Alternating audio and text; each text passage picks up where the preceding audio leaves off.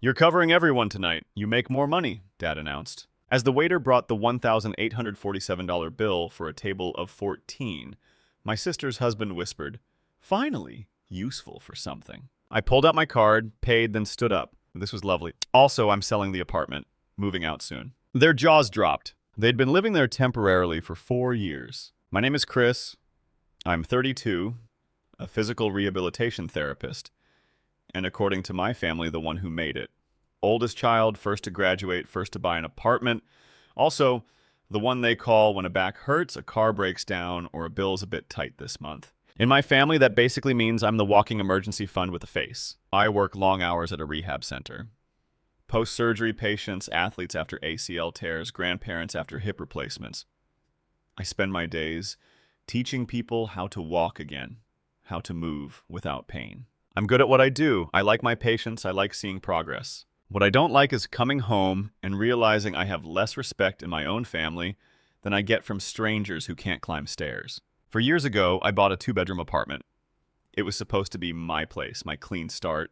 I'd saved for years. My parents were so proud. Then my little sister Hannah and her husband Tom hit a rough patch. We just need a place for a few months. My mom said, you have the space, Chris. Be a good brother. You don't even have kids. 4 years later, they're still in my apartment. Their name isn't on the deed. They don't pay rent. They complain if I leave dishes in their sink. So that's the general picture. Now, fast forward to last Saturday night. We're at this pretentious rooftop restaurant downtown for my dad's birthday. 14 of us around a long table. City lights, overpriced cocktails, everyone laughing like we're a normal family. The waiter drops the leather folder with the check in front of my dad. Dad flips it open.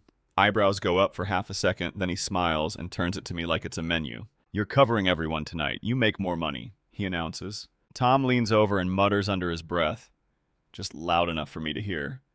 "Finally, useful for something." Everyone laughs. My face gets hot. The number on the bill blurs for a second. I haven't even touched my wallet yet, but I already feel that old familiar heaviness in my chest. Here we go again. This dinner didn't come out of nowhere. It was just the loudest example of how my family has treated my income like community property since the day I got my first stable contract. When I finished my degree and landed a job at the rehab clinic, I was making okay money. Not buy a yacht money, more like finally stopped eating instant noodles everyday money. My parents acted like I'd won the lottery. "Healthcare? That's secure." Dad said, "You'll never be out of work." "Mom, you're so lucky, Chris, not like us." Struggling all our lives. They weren't exactly struggling. We weren't rich growing up, but we had a house, 2 cars, vacations every couple of years. We sacrificed everything speeches, though. So I learned to feel guilty about basically existing. Then came the apartment. I'd been living with roommates, saving every extra cent. No eating out, no new clothes, just work and saving. I skipped vacations, skipped weekends away, skipped a lot of normal 20-some stuff because I wanted something that was mine. When I finally signed the papers for my own place, I cried in the elevator going up. I'm not even ashamed of that. It felt like proof that all the sacrifice was worth it. My parents showed up with a plant and a bottle of cheap champagne. Hannah and Tom showed up with nothing, but immediately claimed the bigger bedroom for sleepovers. You know, when we visit, they were renting a place across town at the time. Tom can't keep a job longer than a year. Sales, marketing, crypto, whatever is trendy that week.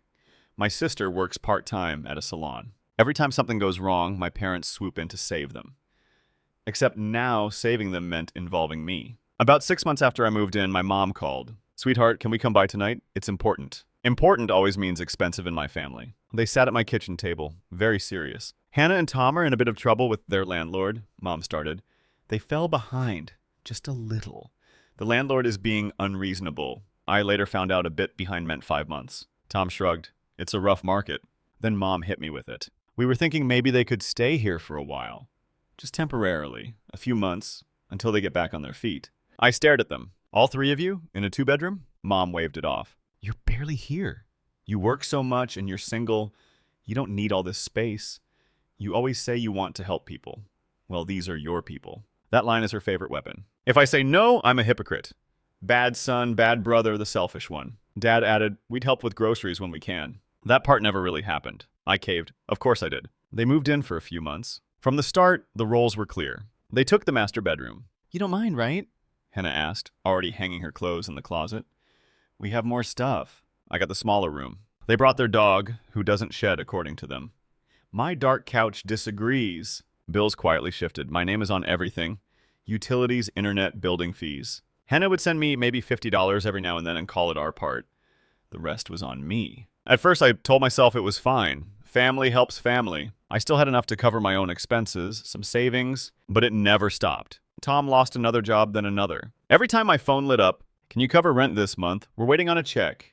Netflix stopped working. "Can you look?" It says payment declined. For some reason, my card was attached to that account. Of course it did. When I started tracking everything in a spreadsheet, I scared myself. Over 3 years, I'd covered their portion of rent, which was never actually agreed on, but sort of assumed. Utility increases from 2 additional adults and a dog constantly at home. Their car insurance, just for a bit. A vet emergency when the dog swallowed a sock. Hannah's dental work because my credit card is maxed. On top of that, my parents constantly hinted at how reassuring it was that I was there if they needed help too. Once Dad called because their car needed repairs. "We'll pay you back when the refund comes in," he said. There was no refund. There was never a refund. What made it worse was how little respect they had for the fact that I was working myself into the ground. I'd come home after a 10-hour day of helping stroke patients learn to stand and find Tom on my couch, controller in hand. "Rough day?" he'd ask without taking off his headset. "Yeah," I'd answer, setting my bag down. He'd nod. "Same, man. Ranked matches are brutal." The first small crack in my just suck-it-up mindset came one night when I walked into the living room and heard my name. Hannah and my mom were on speakerphone laughing. "I swear, Tom," my sister said, "Chris is basically our landlord and our masseuse." Mom laughed. "Well, he doesn't have a wife for kids. His money's for all of us. That's why God made him so practical." "Yeah," Tom added. "It's like having on Call Fixer with magic hands."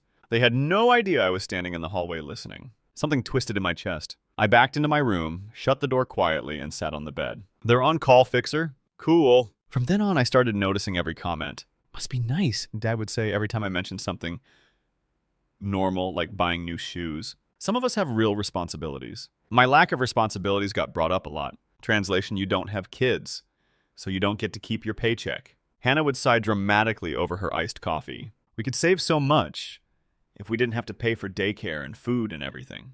You're lucky, Chris.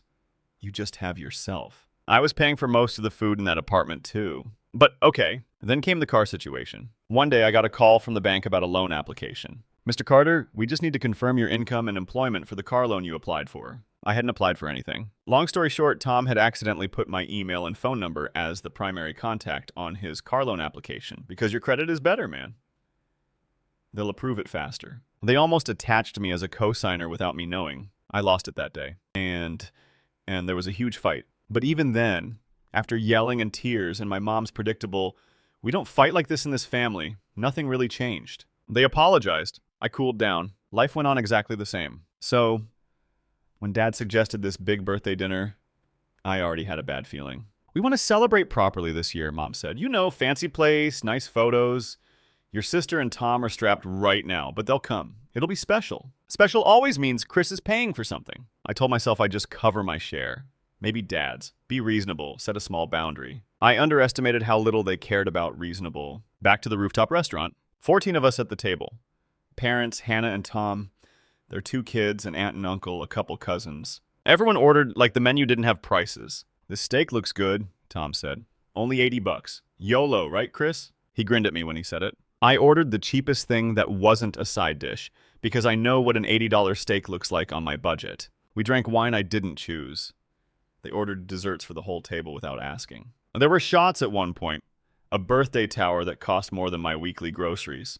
When the waiter finally brought the bill, he placed it in front of my dad with a little nod. Dad flipped it open, barely blinked, then rotated it toward me like he was showing me a cool meme. "You're covering everyone tonight, you make more money," he said, voice loud, like it was a toast. A couple of my cousins laughed. Mom did that fake scandalized thing. "Oh, Greg," she said, patting his arm. "Don't bully him." Then turned to me. "But honestly, honey, you do earn the most, and this is a big milestone for your father. It would mean a lot." Tom leaned in close and whispered, "Finally, useful for something," before downing the rest of his drink. Something in me snapped, but it was a quiet snap. I looked at the number. $1,847. That was half a month's income after taxes. That was my emergency fund. That was my patient's co-pays that I argued about with insurance companies. My hands felt weirdly steady. "You really expect me to pay for 14 people?" I asked. Dad frowned like I just ruined the vibe. Chris, don't make a scene. You know your sister and Tom can't afford this. We raised you better than to be selfish. Hannah chimed in. Yeah, it's just money. You'll make more next month. It's not like you have a family to support. That line again. No family to support. I looked around the table. The same people who'd been living off me for years. Okay, I said quietly. Got it? I took out my card. The waiter hovered. Will this be together or separate? Dad gestured at me. Altogether, he's got it. The waiter nodded and walked away with my card. I watched it leave like I was watching a little red lifeboat drift further from shore. While he ran the payment, everyone went back to chatting. Vacations they wanted, things they needed to buy. Hannah talked about upgrading the kids' tablets. Tom joked about wanting a bigger TV. Nobody thanked me. Nobody even acknowledged what was happening. The waiter came back with the receipt. Here you go, sir. Thank you. I signed. My stomach twisted, but the weird thing was I felt calm. Absolutely, completely done. I stood up and raised my glass. Okay, I said, I need everyone's attention for a second. They all went quiet. Someone joked, oh, speech, and laughed. First, and I said, happy birthday, Dad. I hope you enjoy dinner. He smirked, relaxed. See, I told you he'd do it. I looked straight at Hannah and Tom. And second, I wanted to let you all know that this is the last time I pay for anything for this family. The table froze. What? Mom asked, smile flickering. I kept going. Including the apartment, I said. I'm selling it. I'm moving out soon. You too? I nodded at Hannah and Tom. Need to start looking for a new place. You could have heard a fork drop. Hannah's face went white. You're what? Tom laughed like I was joking. Very funny, man. Don't be dramatic. I'm not joking, I said. I've already talked to a realtor. The listing photos happen next week. Dad slammed his hand on the table. Christopher, this is not the time. Actually, I said, it's exactly the time because I just paid $1,800 so you could all have a fun night. On top of 4 years of subsidizing Hannah and Tom. On top of bailing you out of car repairs and credit cards and bills. My voice stayed steady. It surprised even me. I took my phone out and opened my notes app. I've paid for your daycare late fees, I said to Hannah. Your vet bills, your utilities. I covered 3 months of Mom and Dad's mortgage during CO. Remember that? Almost 10 grand total, not counting this dinner. A couple of my cousins looked down at their plates. And what I get in return, I continued, is being called a on-call fixer and finally useful for something. Tom went red. You were eavesdropping. So you admit you said it? I said. Great! Mom's eyes flashed. We are not talking about this here. Sit down. No, I said. I felt weirdly light, like a weight was sliding off piece by piece. I'm done sitting down and shutting up so you can keep using me. I set my empty glass down. You have 30 days, I repeated to Hannah and Tom. I'll put it in writing since everybody loves to forget what I say. Then I looked at my parents. And in the future, if you can't afford a dinner like this, don't book it and assume I'll cover it. If you ask nicely in advance, maybe I'll consider chipping in. But this, I gestured at the cleared plates, the half-full wine glasses, this surprise Chris will pay thing is over. Silence. The music from the restaurant suddenly felt too loud. My dad's jaw clenched. You're punishing your sister's family because you're bitter. I'm protecting myself because you refuse to respect me, I said. And for the first time in my life, I actually believe my own words. People think the dramatic speech is the hardest part. It's not. It's what comes after. The fallout, the group chats, the calls, the guilt bombing. It started in the parking lot. As soon as we stepped outside, the night air hit us, and so did my mother. She grabbed my arm. Christopher, what was that? You humiliated us in front of everyone. I gently took my arm back. I stated boundaries in front of witnesses, I said. That's different. Dad joined in. Where are they supposed to go? Out on the street? You want your niece and nephew homeless? There it was. The kids' card. I've been waiting for it. They have 2 incomes, I said. They can find a 1-bedroom or studio like every other young couple who isn't being carried. They've had 4 years of a head start. Use the time. They were living rent-free, too. I don't know, not buy new iPhones every year. Hannah walked up already crying. How can you do this to us? She asked. We're family. Tom shook his head. Over one dinner? Seriously? I laughed. I couldn't help it. This isn't on about one dinner. This is about 4 years of you acting like my paycheck is a subscription service. Mom pressed her lips together. We didn't raise you to be cruel, she said. You raised me to ignore my own needs. I said, that's changing. I got in my car and left. By the time I got home, the family group chat was a war zone. Mom, you blindsided everyone tonight. We could have discussed this calmly at home. Dad, you owe your sister an apology. That was shameful behavior. Hannah, so you're really kicking us out after everything we've been through? Tom, thanks for ruining your dad's birthday over a check. LOL. There were a couple of messages from cousins, too. One, that was wild, but honestly proud of you. Another, you were harsh, but they needed a wake-up call. I turned my phone on Do Not Disturb and slept better than I had in months. The next morning, I did something I'd been too scared to do. I called the realtor I'd emailed weeks ago and said, I'm ready, let's list the place. We scheduled photos. He sent me comparable prices. The number he quoted for the sale made my head spin. Not billionaire money, but enough to change my life if I wasn't constantly patching holes in everyone else's. Then I sat Hannah and Tom down in the living room. No audience, no restaurant, just us. I'm giving you formal notice, Chu, I said, handing them a printed letter with the date. 30 days. I'm selling. You need to find a new place. Hannah's eyes flicked over the paper. You're really serious? She whispered. Yeah, I said. I am. Tom scoffed. You can't just throw us out. Tenants have rights. You're not tenants, Lodge, I said. You've never paid rent. There's no lease. You're my guests. And my guests have overstayed. That's heartless, Hannah said. What's heartless, I replied, is trying to attach me to a car loan without asking or expecting me to cover daycare, late fees, and restaurant bills and pretending that's normal. She opened her mouth, then shut it again. This isn't punishment, I said. It's reality. If I sell this apartment, I can clear my own debts, maybe open a small rehab studio, actually have a future. I can't do that with 3 extra adults living off me. Tom muttered something about control issues. I didn't argue. I'd done enough explaining. The next few weeks were awkward. They started slamming doors. Passive-aggressive dishes piled in the sink. Their dog suddenly forgot he was house-trained. My parents called daily. Mom cycled through every stage. Guilt. You know your father and I won't be around forever. This is how you want to remember us. Fighting! Martyrdom. After all we did for you growing up, this is how you repay us? Fear. Hannah is so stressed she can't sleep. The kids are confused. Is that what you want? Then bargaining. What if they just pay a little rent? We can all work something out. I stuck to one sentence. The decision is made. I repeated it so many times it started to feel like a meditation. Not gonna lie, there were moments I almost caved. Like when my niece came into my room one night and asked, Uncle Chris, are we moving because we were bad? I hugged her and said, no, sweetheart, you were perfect. The grown-ups just need to fix some things. I went into my own therapy more often during that month. My therapist kept bringing me back to the same point. You're not making them homeless, she said. You're making them responsible. When the listing went up, my mom lost it. She sent me a long message about airing family business to strangers because the photos showed their cluttered bedroom. Then she dropped the mask. Fine. Do whatever you want, but don't come crying to us when you're alone in some tiny apartment with no one to help you. That one stung, but also it was almost funny. No one to help me! I'd been helping them nonstop for years. The only difference now was that I'd stopped. The apartment sold faster than expected. Got an offer over asking within 2 weeks. When I told Hannah and Tom the closing date, they finally started packing like it was real. They ended up moving into a smaller rental on the edge of the city. No balcony, no rooftop view, no master suite. Just a normal apartment people pay for with their own money. My parents helped them with the deposit, which they absolutely could have done years ago. Wild concept. As for me, I rented a modest 1-bedroom closer to my work. Smaller kitchen, less sunlight, no Instagram-worthy skyline. But when I walked in the first night and shut the door, the silence felt peaceful. No game noises, no arguments in the living room, no extra shoes in the hallway. Just my stuff, my bills, my life. With the money from the sale, I paid off my student loans in one go. Cleared my credit card. Put a chunk into savings labeled Clinic Dream. It was the first time my bank account looked like it belonged to an adult who wasn't constantly one crisis away from zero. My patients noticed the change in me before my family did. You look lighter, one of my regulars said. Did you go on vacation? Kind of, I answered. For my family. We both laughed, but I meant it. At work, I started talking with a colleague about opening a small rehab studio together in the future. Something more personal than the big clinic. Before, that idea would have felt irresponsible. Now, it felt possible. My parents still invited me to things, but always with an asterisk. We're having dinner Sunday.